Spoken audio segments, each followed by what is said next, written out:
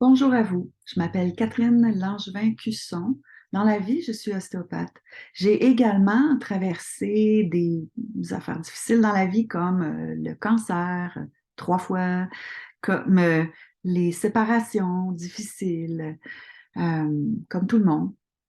Et pour m'en sortir, j'ai développé une formation qui s'appelle Paix en action. Vous en avez peut-être déjà entendu parler. C'est quelque chose qui fonctionne depuis 10 ans. Je voulais vous en parler parce que tout le monde se demande un peu ce que c'est, puis c'est pas si facile que ça de répondre à la question. Mais en même temps, c'est très simple, hein? C'est la paix dans l'action au quotidien. Ça, c'est pas mal ça.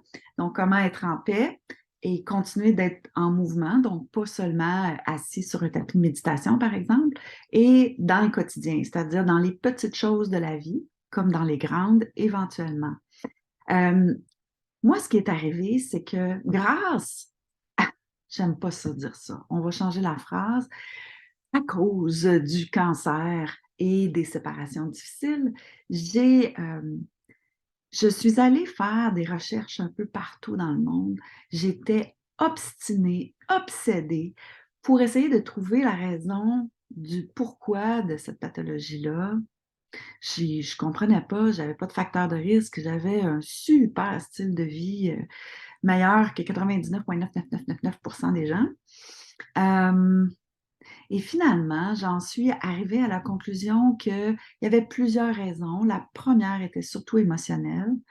J'arrivais pas à être en paix avec ce qui arrivait dans ma vie. Raison numéro un. La deuxième chose, c'est par rapport à mon corps. Mon corps m'avait déjà envoyé des signaux 10 ans avant. Je les avais pas écoutés. Hmm. C'est des petits signaux, hein? Mais si j'avais été en dialogue avec mon propre corps, ce ne serait pas arrivé. Puis éventuellement, c'est que je me jugeais en plus là-dedans. Donc, je me disais que, il fallait que je dépasse tout ça, puis que je sois au-dessus de tout ça, parce que moi, je suis très, très spirituelle, là. Donc, c'est une blague.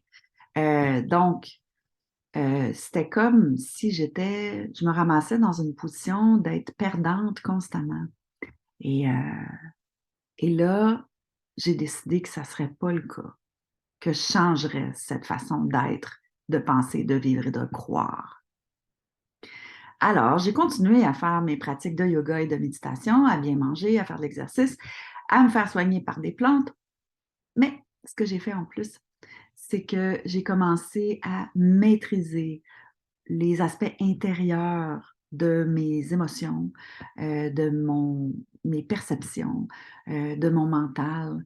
Euh, j'ai commencé à écouter mon corps et à être en dialogue avec mon corps pour essayer de ressentir, de comprendre les besoins qu'il avait, ce corps-là, qui n'est pas étranger à moi, hein, de toute évidence. Il va me suivre jusqu'à ma mort. Hmm. Aussi, j'ai commencé à être plus systématique dans mon approche de ce que j'offrais au monde, en me disant, peu importe ce qui arrive, je veux que mon legs soit significatif, peu importe le temps qui m'est imparti. Alors, c'est ce que je vous offre dans la formation Paix en action et c'est de là que je viens. Vous savez, il y a eu presque 10 ans entre le début du premier Paix en action et maintenant. Et j'ai rajouté un autre aspect un peu plus tard, c'est l'aspect de la célébration. C'est-à-dire qu'il y avait quelque chose du cheminement souffrant spirituel, ce que j'appelle le spirituel pow-pow négatif, là. Non, c'est un aspect de célébration, de réjouissance, de plaisir, euh, d'allégresse. C'est de la paix avec de la grâce lorsqu'on arrive à entrer en contact avec notre propre corps, lorsqu'on arrive à vibrer notre essence dans le monde au quotidien.